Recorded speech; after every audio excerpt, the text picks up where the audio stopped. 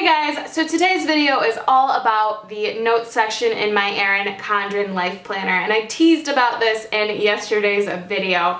Today I am showing you all of the goods. So it is this blue tab all the way in the back, and as soon as you open up to that tab, we get into the good stuff. So my notes section is kind of like a catch-all brain dump of sorts, but it definitely has a plan in mind. So the first note section, which is on the back of the last weekly view, this has all of my like shopping lists, I guess, or my wish lists for things that I don't get that often, but I get when I'm trying to treat myself. So this coupon code is actually expired now, so I'm just gonna remove that. I obviously didn't really look at my notes section before I started this video because I wanted it to be as genuine as possible. This is actually what the notes section looks like. So I have a bunch of different sticky notes on this page, and they change out depending on what wish list I'm keeping. Currently I have a beauty wish list with all of the items that I want to get during a sale or that I'm interested in trying and I heard really good reviews about, and I just keep them all on here so I'm not just spending frivolously. I just keep them here, and then I'll look like a month later and I'm like, what is the Real Technique sculpting brush? Why did I want that? And then I'll remove it. So this is kind of a holding purgatory ground for beauty items. I put them on here, and if I still want them a month later, then I'll consider purchasing them.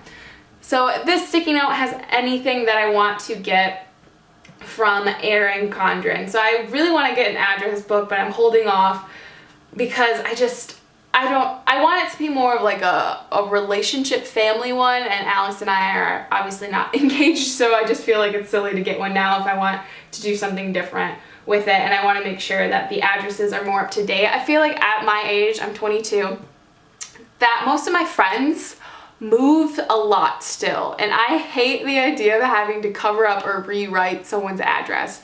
So I'm kind of in that place where I really want the address book, but I also know that a lot of the addresses in it will eventually change. So I'm kind of in that holding pattern where like I'm not in like an official like we're getting married relationship status yet, and I also don't have stable addresses to add to it. So that's like my mental, I'm gonna get it eventually, but in my mind, in my weird mind, I'm not in the place to get it yet, I guess. I don't know. So this list is full of board games. So Alex and I, as you guys know, I talk about it all the time, we are obsessed with board games. So this is where I write down any board game I'm interested in getting or trying or just really am curious about. So they sit on here for quite a while. I made this a while ago. And they're not in any particular order. It's just here when, if Alex and I decide that we want to get a new game, we'll check this list, watch a few reviews, and refresh our mind what the games are about, and then we'll go from there. So these definitely change. They're just sticky notes, so I can pull them in and out. If I decide that I'm like going shopping, I can pull this out and find all the beauty stuff. So on this side is all of my blog posts, and I don't know if you can see that pink blog post thing. So this is why I write any ideas I have. I love this space if I'm in a crunch and I need to write a blog post and I just don't know what to write about. If they end up in my content schedule, as you saw in my planner update, the monthly view is where I write down what blog posts are going live. If they end up in that schedule, I just put a check mark next to it to know that it's being used. I don't like crossing stuff out in the back because there's so much writing that I feel like once I start crossing things out, it's going to get really ugly. So I just do check marks. Alright, so now we're getting into the part that I'm really excited about, but I have to be careful because there's sensitive personal information back here, so I have to make sure I turn the page as well. So the next couple of pages have what I'm showing you now, but they're obviously written in. So I run that beauty blog, and I've been doing it for almost 2 years. And so there are times where brands and companies will contact me and they're interested in doing collaborations and sending PR samples and stuff. So in the past, I've had a really hard time remembering that sort of information, and I want to make sure I had a place where I knew who was contacting me, the last time we talked, and the status of everything. So if you have any questions about any of this information, I have a disclaimer on my blog. So if you're like, what do you do with the products? Do you get paid for it? When do you post about certain brands? All that information is in the disclaimer. I only post products that I either like or I'm going to write an honest review. So if I don't like something from them, I'll be sure to let you guys know. So I created this large full-size sticker, which you can get in my shop if you run a blog. This would be super helpful for you.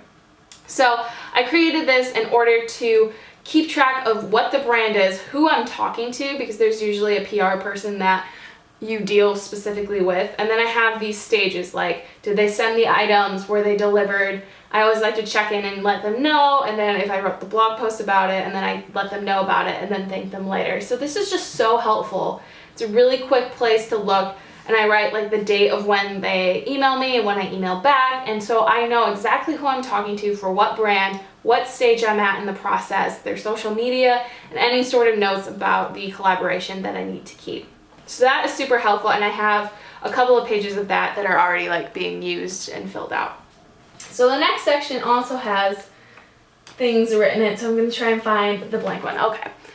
So this is where I write my pen pal and rack information. It's another sticker that's available in the shop, and I love this. So it's the best way I found to keep information about pen pals in a way that if that information changes, I can just print a square like this and put it over, or just like replace the whole sheet.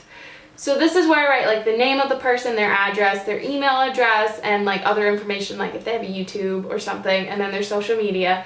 And then you can write dates and when you receive stuff from them and when you send your pen pal and rack stuff out. So I just love this section. It's super handy. So I can always check. I have like 4 or 5 pages of these of people's addresses and information.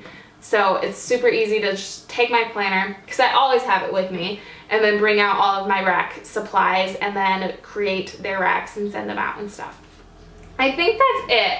I'm not fully satisfied with my notes section. I still have a few pages left, plus all of these decorative ones, which I feel like no one ever knows how to use them. So if you have any advice or any videos or blog posts about how you use your note section and these colorful pages, I definitely want to hear it, and leave that information in the comments below so I can find it.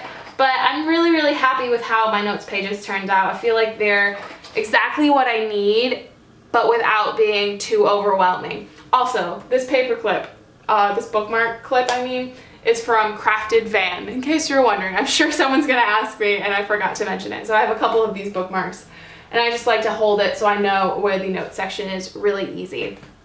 So yeah, that is it for this video. If you have any specific questions, any comments, or you just want to say hi, I will be in the comments ready to chat with you guys. As always, thank you so much for watching, and I'll see you in my next video. Bye!